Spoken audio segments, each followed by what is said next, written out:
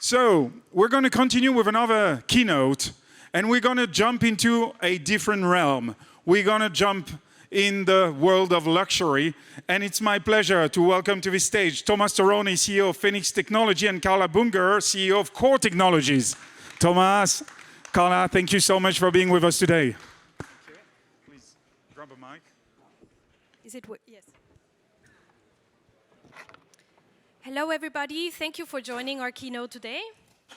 So I will need the slides here. Yes. Navigating generative AI frontiers, unleashing innovation, and especially for the luxury industry. This is our keynote speech today, and I suggest we jump right in. Want to give me that? Yeah. Owning your AI in your sovereign cloud will be the competitive edge. Many people have talked about this today. Today, we operate AI models in mostly US-based clouds, and we don't really know where the data is, and we don't really know where the ownership of this data is. So it is very important to own your own data and to be able to control and manage it yourself. Artificial intelligence, and especially generative artificial intelligence, is the fifth industrial revolution. This will have an impact on all industries, all countries, on all lives. As opposed to machine learning, generative AI will need a multiple of GPUs, and therefore there are two problems that arise. One is the capacity to operate these models, and the other is the ownership and the security of the data. Now, we have talked today a lot to hear that the capacity we will need to operate these data models, and you've seen it in the keynote before. I mean, this is insane if we have smart agents, how much capacity we will need to do that. And it's heavily underestimated by everyone. So building up capacity is right now the most important key element. I'm Carla. I'm the co-founder of Core Technologies, and this is Thomas, my co-founder. Together, we are operating a tech cluster in Switzerland. Core Technologies is a company that is 5 years old. We operate software as a service solutions for large corporates, all fully certified with all certification that you could need in this space. Otherwise, you don't get the large corporates, right?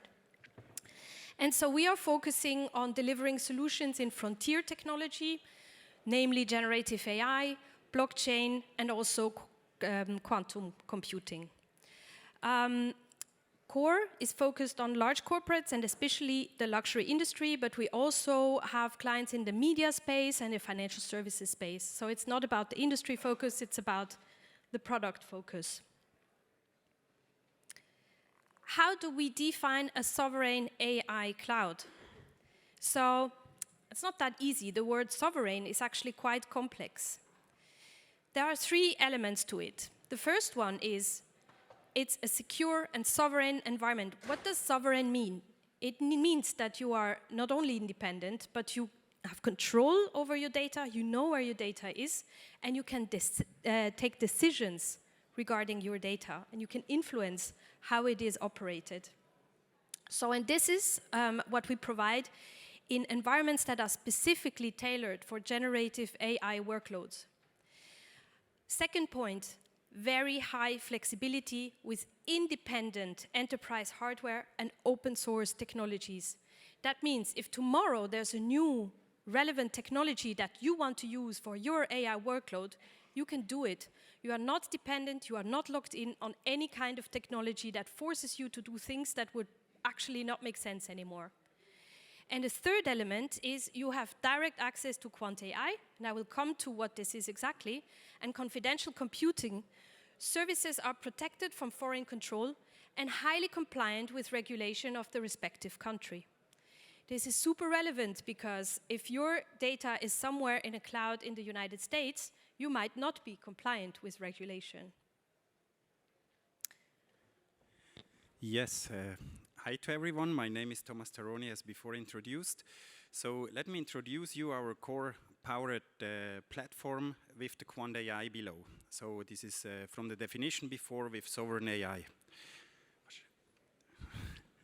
So what we have as a definition of our platform is always like the whole operative cycle. What we have seen before, he have explained that you need to do this cycle again and again and again as an iterative thing. So the next generation enterprise studio you need is to train, validate, fine-tune, and run your AI models. So if you have the model, you also need to operate it everywhere else.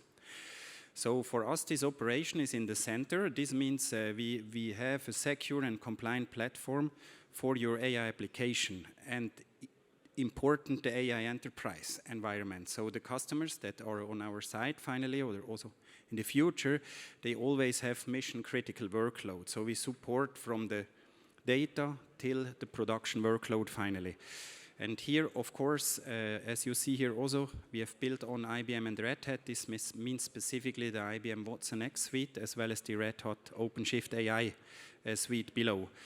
Normally then customers requires to fine-tune the model with these tools around that, and Core Technologies offers the full cycle around it. We will see it later on more detailed then.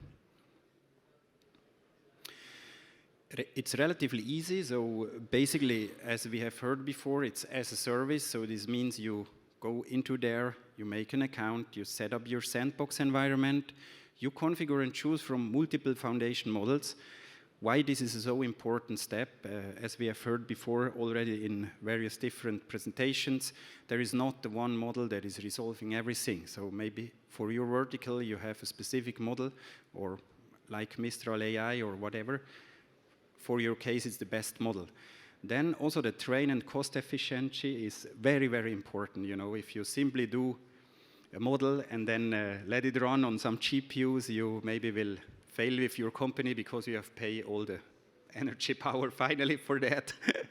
So it's a very important step to do this with the cost efficiency finally. And then the deployment and the operation inside of a dedicated sovereign AI cloud. So you really have to upload all of your data before you could operate with AI.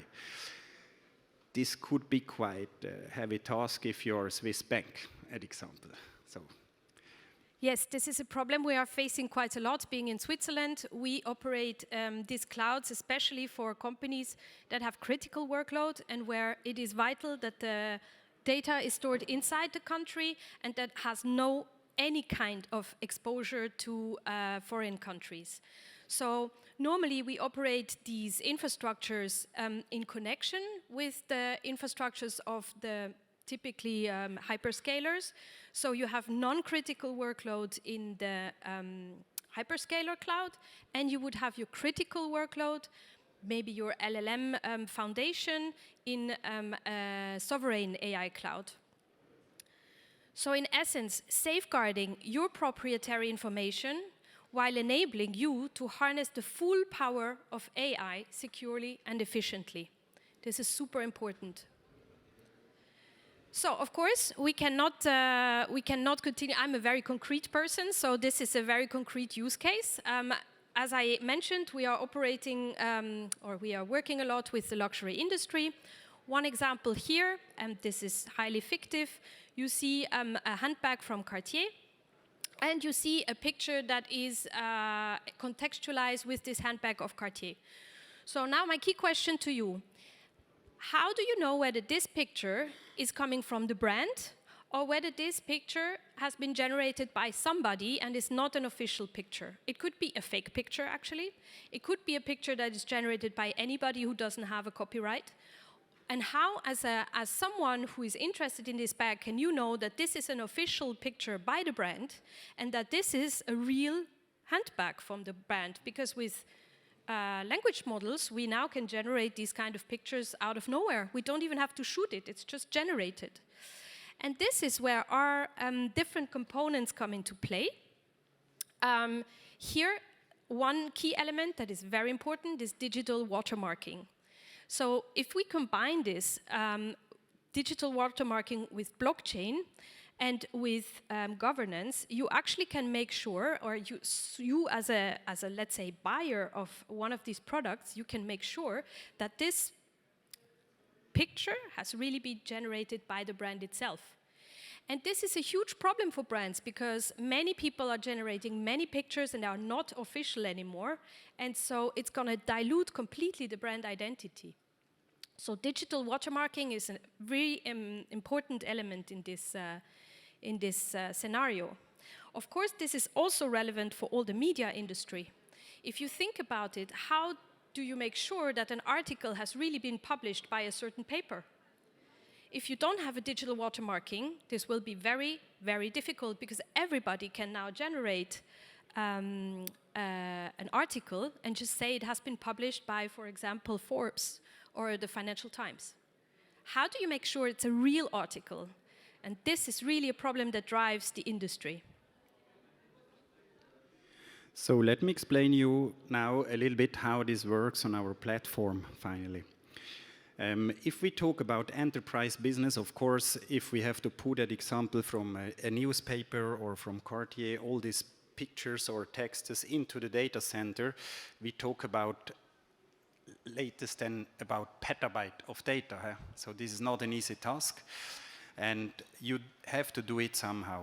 On one side, we see here the IBM HyperProtect. It is traditional business for protecting your data in a trusted execution environment. On the other side, we see another approach with the OneIO and with a peer-to-peer network, how you could bring community data from lots of devices into such a cluster finally. Regarding to our data center services, we have then installed on the top the IBM watsonx suite as well as the Red Hat OpenShift AI and our own software suite on the top. And from there, we deliver then this to the brands or to other different industries finally. What is important, if you have to run such a LLM for your company, a newspaper, each request from an employee that we see on the top needs some GPU power. So it is an inference cluster finally. Every generated image needs a little bit of GPU. So this cluster must run everywhere else.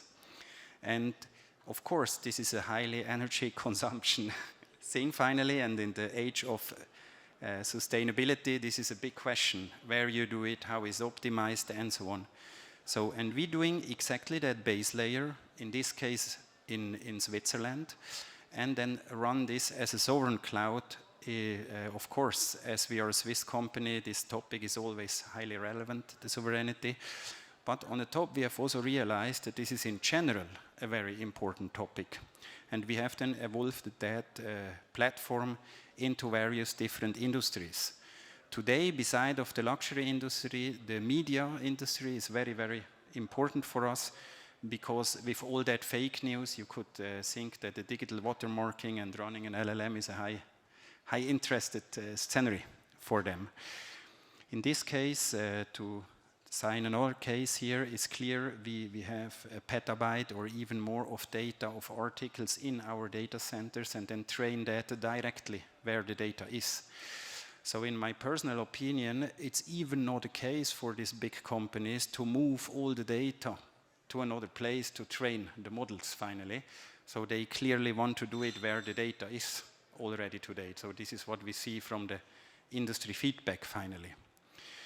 Key components like data governance and digital watermarking, always a very important thing, as well as the digital identity. So you have to imagine, if you have a company, you have accountants and you have employees in the service desk, the employee on the service desk should not be able to ask the LLM from your company, what is the salary of this guy? So you even must do access rights on the content on when you do the query, and you could not pre-train this stuff. So you need to do it at the moment when the query comes in. Also, this is even not GPU, but you must do that also somewhere in the platform. And we support the full cycle, operational-wise, to run every of the stages inside of our application landscape. And we call it then the data sovereignty architecture from our side. So as you can see, implementation is so much more complicated than just saying we're training an LLM and we're deploying it somewhere on an international cloud infrastructure. You have to consider so many different elements to make sure that what you have created is protected and you keep the control over it. Please. So why core? We also asked a lot of time why we need that for our environment. So we are not creating the LLMs, of course, so we are having this seamless embedded solution finally where a company could use that inside of their IT solution. We have a guaranteed data sovereignty, then decentralized digital watermarking. Data governance is very, very important. You need to ensure that everywhere else, specifically if you are in insurance, health data, banks, you could not say it's not to do. It's finally a full AI journey. The model is the start, your data is the start, as we have seen in the presentation before, but somewhere else this must run in a production environment. So this was it for our offering, but before we close, I have one more important element to share. So obviously, implementing these kind of topics are still explorative and need a lot of research. And this is why, in collaboration with IBM and Red Hat, we have, we are building an AI innovation center in Switzerland, in Basel. Actually, this is here from Paris, only 3 hours by train, so it's not that far. And this will be in the Swiss Innovation Cluster in Basel, actually, and it's a 1,500 square meter space where basically we don't think outside the box, we think as if there was no box at all. And this is really key because you need to free your mind from the rules that we have today, and you need to find new ways of implementing these technologies in different ways. So join us together with Meta, IBM, Red Hat, further innovators. If you are in Basel, don't forget to drop by. We are opening mid-May, and whenever you are having a project that you want to showcase there, please reach out. We'd be more than happy to give you space there. So,